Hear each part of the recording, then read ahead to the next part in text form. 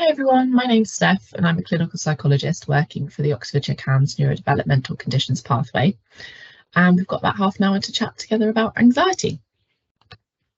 So the aim of today is to consider the impact of anxiety, demonstrate how we can understand it and give you some ideas on how to help. And I'm hoping you're all here because your child or young person struggles with anxiety. So fingers crossed some of these ideas will be useful for you. I'm going to go through what anxiety is, the impact of it on you as parents and for your children and young people, set some goals, understand anxiety, and then think about adult-focused and child-focused strategies and skills. And I'll explain what I mean by those two different types when we get there. So firstly, what is anxiety? It's a normal reaction. So it's an emotion that's really useful. It's a natural emotion and something that everyone experiences to some extent some of the time. It's a way that our body helps us stay safe and it prepares us for something called fight or flight. So that's basically our body's response to danger. It can be really helpful and make us perform better in certain situations. You know, for example, in an exam, we need a little bit of anxiety to help us do our best. But then at other times it can be really unhelpful and make us want to avoid situations, make us exhausted, and lead to a lot of distress. And I'm guessing probably you might have seen that in your child or young person if you're here watching this today. And anxiety is a combination of physical symptoms, thoughts, and behaviours. Here's some of the physical symptoms that come along with anxiety. So these are the things that we'll notice in our bodies. When anyone's feeling anxious, some of these symptoms are likely to come along. It's going to be different for everyone, but they're really important things to spot because they're like little flags warning us that, hey, our body's telling us that something's not safe and anxiety is coming along, and the urge we're going to get is to get out of danger. And then there's also thoughts and images that come along. You know, things like, I can't do this, I'm going to fail, something bad's going to happen, I can't leave. You know, I'm sure you'll all have examples of thoughts that pop into your mind when you're worried about something or when you're feeling anxious about something. And then there's behaviours as well. So anxiety comes along with safety behaviours and avoidance. And these are basically things that we do to stay safe from whatever we think is causing us to feel anxious. So they're really, really helpful at getting rid of anxiety in the short term. Every time we avoid a situation that makes us anxious or do a behaviour that keeps us safe, then great, anxiety goes away. And you can see from that graph, actually, you know, each time the anxiety goes down, and that shows that maybe running away, wearing a hood, refusing school, saying no, avoiding other people, all these kinds of safety behaviours are really great at getting rid of anxiety in the short term. But the difficulty with these is in the long term, which is what we're going to talk a bit about in more detail later, is that overall the anxiety stays high. So every time you go back into that situation, you just feel anxious again. And anxiety is a lot more common in children with autism and or ADHD. So if your child has a neurodevelopmental issue and one of those diagnoses, then potentially, very likely, they will struggle with anxiety. And it's something that is really good to support them to develop skills and strategies around, which again we'll talk about later, because that will equip them for the rest of their life with other situations that might cause them to feel anxious. And some of the reasons for that examples are given there, things like theory of mind, social differences. So that's about being able to put ourselves in other people's shoes, understand what other people might be thinking. That can be really difficult for young people with autism or ADHD.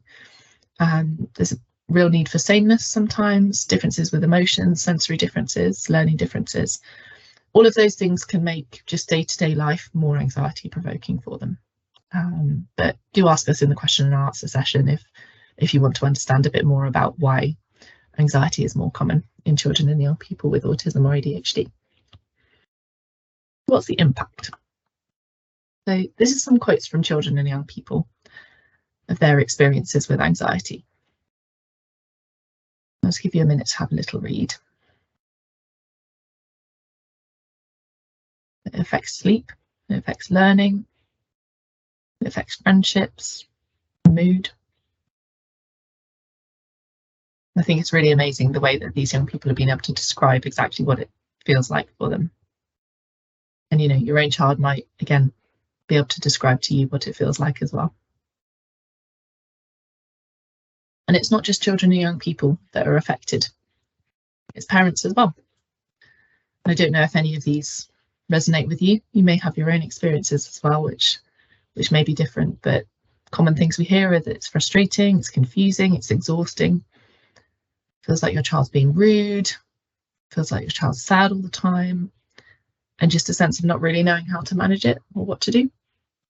All of those experiences are really common. So you're not on your own with that if you are experiencing those things.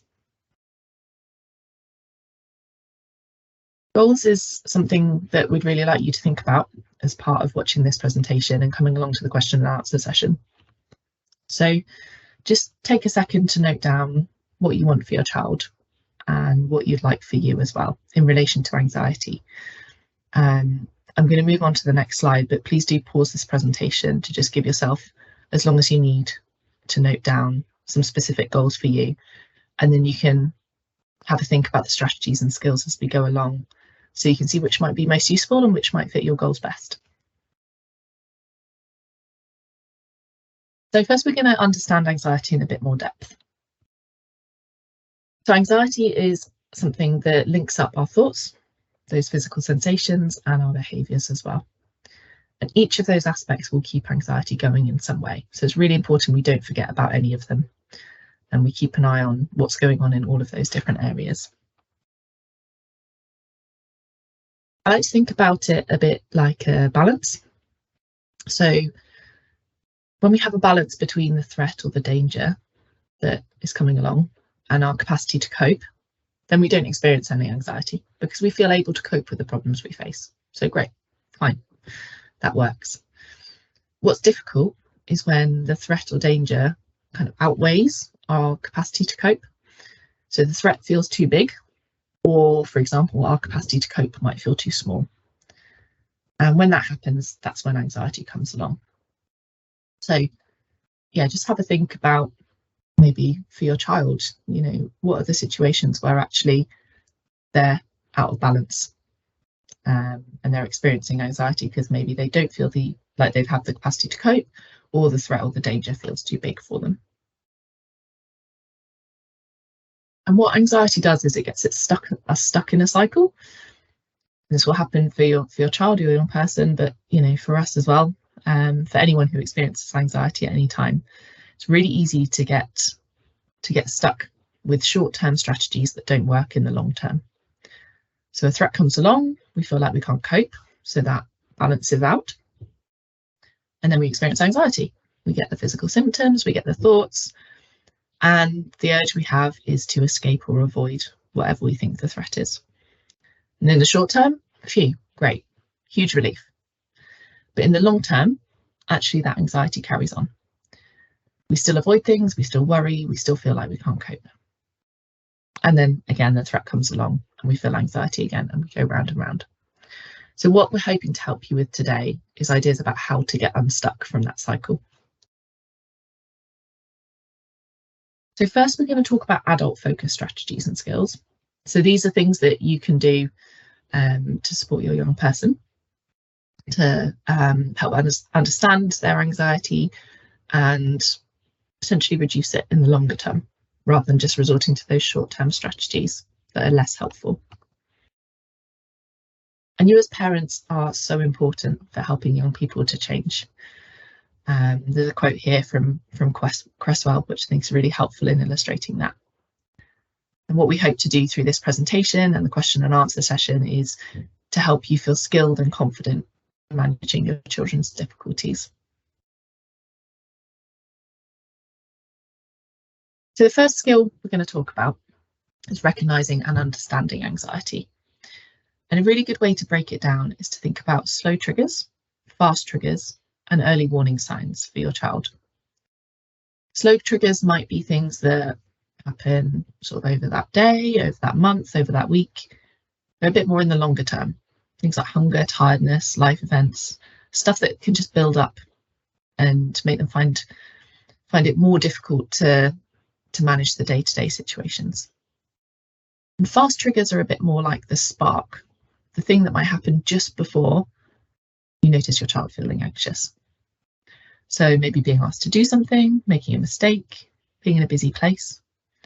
And it'll be a combination of certain slow triggers and certain fast triggers that will result in anxiety for your young person. So it's important to be aware of both and think about how different slow triggers and different fast triggers, different combinations, may result in different levels of anxiety. A really good thing to spot as well is early warning signs. So it may feel sometimes like your child goes from 0 to 100 in terms of anxiety, and it happens in an instant, just after that fast trigger. They just go from 0 to 100 and suddenly they just can't cope anymore. And I totally acknowledge it does feel like that a lot of the time. But the more you can get into the habit of trying really hard to spot what those early warning signs are, because they will be there somewhere, the more likely you are to be able to spot it earlier and then help your child use other strategies to bring the anxiety down before it feels like it's too much to handle. Common early warning signs are irritability, withdrawal, pacing, things like that, but it's going to be individual for your child. So it's something you need to be a bit of a detective about. Next strategy is validation and comfort. And this is just about allowing the child to feel what they feel, communicating that the anxiety makes sense and just sitting with it. So it's about not solving it. And what this does for the child is helps them build self-assurance rather than relying on you to reassure them. So saying things like, it's okay to feel anxious. I'm sorry it's so hard. I can see you're feeling anxious right now. Getting them to think about, what do you think someone else would say to you in this situation? Getting them to use their own skills rather than necessarily rely on others around them.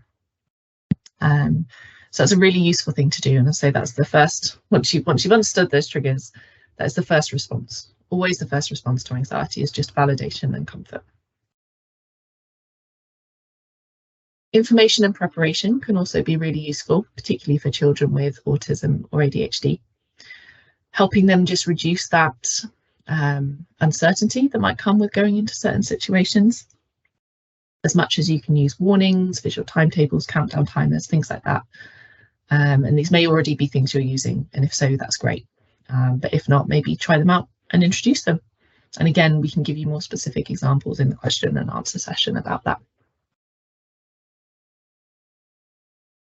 Externalizing is also a great way to talk about anxiety as an emotion, referring to it, for example, as the anxiety monster, and I've got some different images there. You can draw out a picture with your child if you like as well. Maybe as a family, have a name that you call it.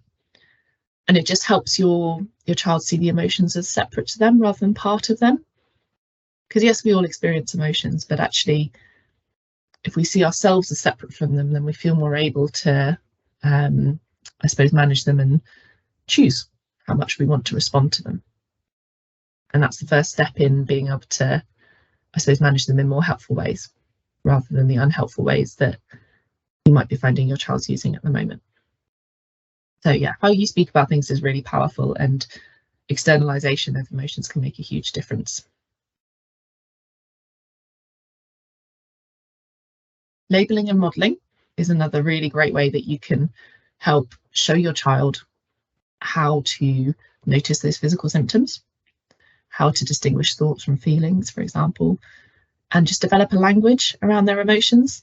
Children with autism and ADHD in particular often really struggle to give a label to how they're feeling, or struggle to notice those physical symptoms that come along as clues. I sometimes describe it like, your body's sending you a WhatsApp message or something. That's what those physical symptoms are. And the more we can just spot the WhatsApp message and then just pause and have a think about what to do next, the better. So, the more informed you are about what your body's trying to tell you, the more helpful that's going to be in knowing how to manage it.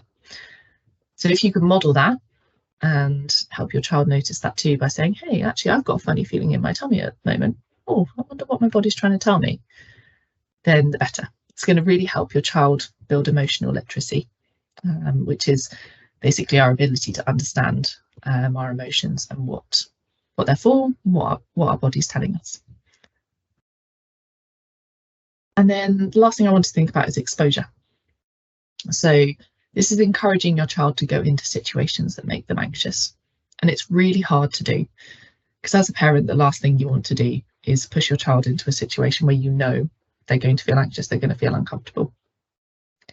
But actually what exposure does is it breaks that anxiety cycle. So in the long run, it helps the anxiety come down rather than just carrying on, rather than just the short-term avoidance and short-term safety strategies. And you can do it in a way that helps your child be a bit of a detective and be curious about what the outcomes might be. So we call that doing behavioural experiments. So you make a prediction. For example, if I talk to a stranger, they're going to laugh at me. Say, oh, how much do you believe that? 95% sure, for example. Say, okay, well, how can we test that out? Treat it like a science experiment at school. Say, okay, if we want to test out that prediction, then maybe I'll go into Tesco and I'll say thank you to the lady at the till. That's talking to a stranger, so we'll see. My prediction is that she'll laugh at me. Okay, go and try it out. And then note down the outcome. And actually in this situation, hey, she smiled and said, have a nice day. And then the key bit is to think about what the child has learned from that. So note down that, hey, in this situation, actually I've learned that people might not laugh at me. You know, what is it? What else might they have learned? And potentially re-rate that initial prediction. Say, well, you were 95% sure. How sure are you now that actually if you talk to a stranger, they'll laugh at you? And then you can do, with repeated behavioural experiments, you can really start to challenge some of those thoughts that come along with anxiety, and some of those predictions that might be causing them to avoid certain situations. And just really try your best to take small steps as well. So behavioural experiments are really useful, but make sure that whatever the experiment is feels like an achievable, an achievable thing, not something that causes so much anxiety that it feels impossible to do. And exposure works by sticking with the situation, and rather than this curve carrying on at the same height, like it did in the previous picture that I've showed you, it means that the next time you then go into that situation, actually the anxiety is a bit less. I sometimes describe it like if someone was a professional skydiver or a professional bungee jumper or something. Once they've done it like 50 times, they're probably not going to feel anxious anymore. And that's because they've used exposure. They've exposed themselves to a situation that's causing anxiety. And over time, their body learns that actually, I don't need to feel anxious anymore with this because I can do it. I can cope with it, or the threat isn't too big. So that anxiety balance becomes stable again. And that's how the anxiety goes down in the long run. Here's an example of some small steps that you could use, towards a specific goal. Going for a swim in a pool at a best friend's birthday party. And it might just start with a really tiny step of sitting on the edge of the pool with a parent. And you can see from that diagram how it might build up. So if you've got a goal written down that's about a specific situation that you think you could apply this ladder to, then yeah, maybe a good idea would be to have a think about what those 10 or so steps would be. How small do you need to break it down to make it feel achievable for your child or young person? And then before we move on to child-focused strategies, I just wanted to mention a few things that are helpful to reduce, because these are really easy traps to get stuck in as parents, and things that just help keep that anxiety cycle going. So reassurance, things like saying, don't worry, everything will be fine. Try and avoid reassuring your child as much as possible, because yes, in the short term it's helpful, but in the long term it just keeps anxiety going. So instead, be curious. Say, hey, I'm not sure actually. I don't know how it's going to go. Should we find out? Let's go and do an experiment. Let's go and test things out together. So rather than modelling that you're sure everything will be okay, model ways to discover whether everything will be okay for themselves instead. And then again with accommodations. So that's things like doing things for them or allowing them to avoid certain situations. Instead, use exposure, which is what we've just talked about. So instead, try and encourage your child to go into those situations in small steps and test out what's going to happen. So for your child, here are some strategies and skills that they can be using. Some are quite similar to the adult focused ones, but they're ways for your child themselves to build up strategies that they can use in the situation that will help them manage anxiety as well. The first one is around emotional literacy. So if you haven't watched it already, or if your child hasn't watched it already, highly recommend Inside Out, which is a Pixar film about different emotions and visualizes them really nicely and shows how they're helpful and unhelpful and what their purposes are. Get them practicing noticing physical symptoms, get them practicing recognizing and labeling different emotions and measuring the strength of those as well. In our team, we often use a thermometer to show kind of how strong an emotion is. And that's something that's really beneficial to notice, because the strength of an emotion is going to dictate how able we feel it, how much we feel able to do certain things. So again, it's noticing that, yes, I can be happy, but that could be like 100 out of 100 happy, or just a 50 or just a 10. So yeah, really, really useful skill to develop for your child and young person. Here's just an example of some of the language that we can use around emotions. And if you're on that outer circle, then I'm amazing emotional literacy. Often, I think for the majority of us, we just stick in that middle circle, and that's the only language we use to describe our emotions. But actually, we can become so much more descriptive and specific with how we're feeling. So, I don't know, print it out, stick it on the fridge, use it as a family, whatever you find useful. But yeah, again, having more language, more ways to describe how we're feeling, it's a really good way of helping children just become more aware of their emotions and therefore more able to manage them in the long run. It's really good for your child to be able to notice triggers as well. So not only is it about you trying to notice what's going on for them so that you can spot it and support them, but about them being aware of those triggers in the first place. So you've got fast triggers, like I talked about earlier, slow triggers again.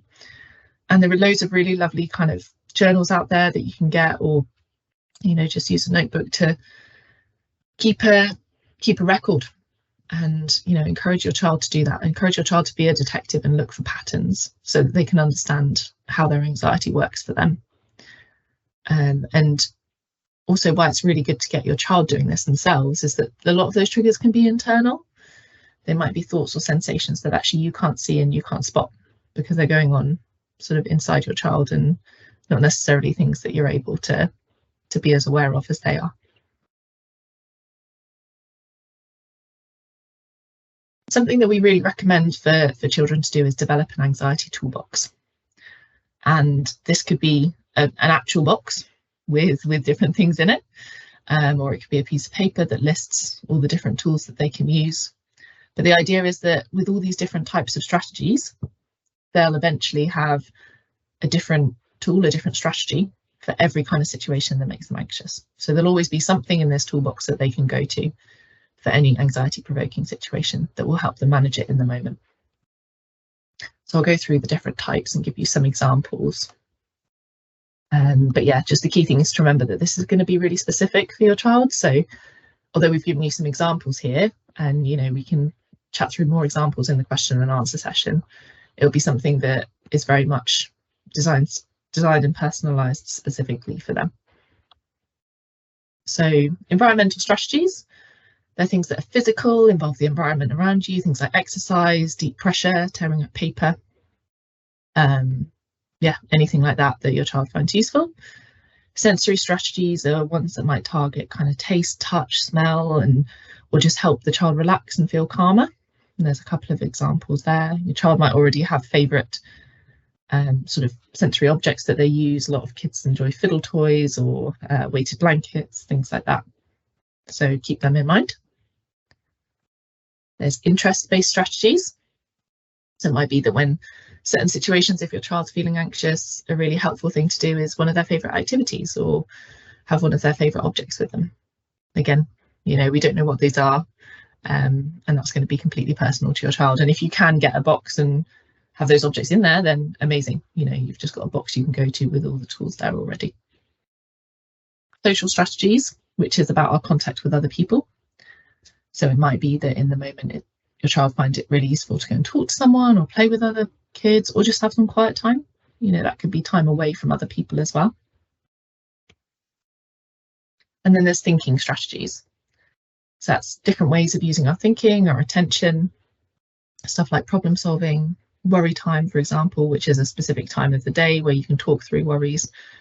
Positive thinking, I sometimes use the description of sort of, are we wearing the red glasses and thinking all negatively right now and thinking really unhelpful thoughts, or are we wearing the green glasses and trying to think helpful, positive thoughts about what might happen?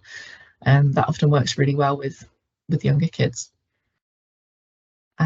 So yeah, those are all the helpful kinds of strategies that you could include in the toolbox. But then it's also worth noting some of the unhelpful strategies that you want to avoid using. So these might be things that your child's aware they're doing already, maybe self-harm, shouting, hitting, or just withdrawing from situations. It's worth noting them down just so you can say, hey, look, you know, this is an unhelpful strategy, and get your child motivated to try and use some of these alternative ones rather than the unhelpful strategies, because they're the ones that keep the anxiety going in the long run. Okay, so a bit of a summary.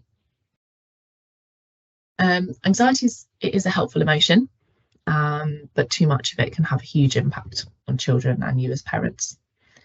It's definitely more common in children and young people with autism and ADHD, and it affects how we think, what we feel, what we do.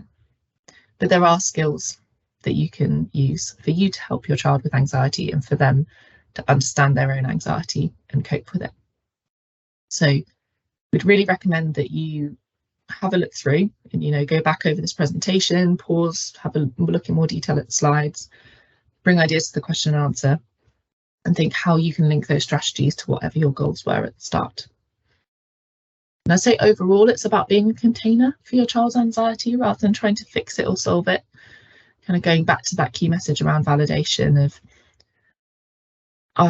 yeah, the immediate reaction is that we want to solve it. We want to make things okay. But actually in the long run, just trying to make things okay in the short term often keeps anxiety going in the long term. So just take a step back and see if you can do that validation and that comfort rather than that fixing and solving of things instead. So hopefully we'll see you at the question and answer session. But before then, it'd be really good for you guys to revisit your goals, kind of link what we've talked through to the workbook and identify the things that you want to practice and take away. And so really give things a try. Don't try something just once to see if it'll work. It's none of these things are the kind of magic ones that will work straight away. If they do, then great, but that's not what we expect. So, you know, you need to give things a good go and try them for a little while and see what fits for you and your child. And just make a note of any questions or comments you have and bring them to the question and answer session. So yeah, but thank you everyone for coming. And yeah, I hope you found it useful. And there are lots of other presentations as well on different topics that you can access and think if you found this one useful as well. So here are some resources just to finish off. There's a couple of books there that you can look up online and might be useful to implement some of the things we talked about today, and then also websites as well that you can have a look at.